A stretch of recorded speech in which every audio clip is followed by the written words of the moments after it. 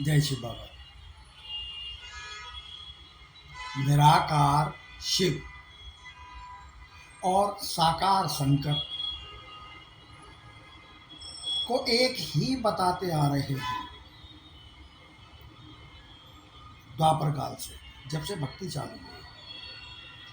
फिर उन पर बहुत बड़ा अपलोक भी लगा दिया गया कि वह तो विनाशकारी है, अपने तीसरे नेत्र से सृष्टि का विनाश कर देता है।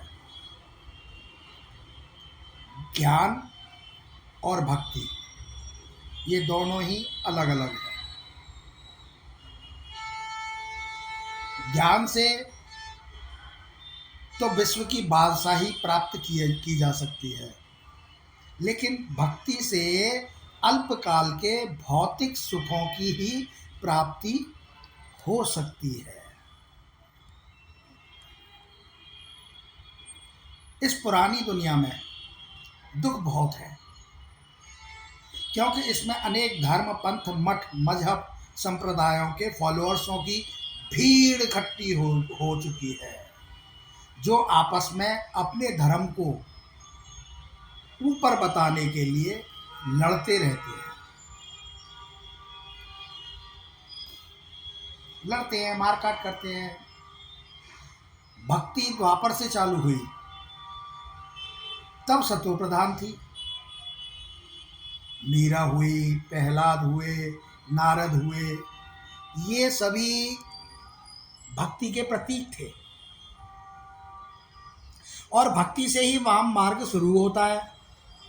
अब तो आत्मा को पाठ बजाने, एक जन्म का पाठ बजाने के लिए बिना विकार के शरीर भी नहीं मिलते,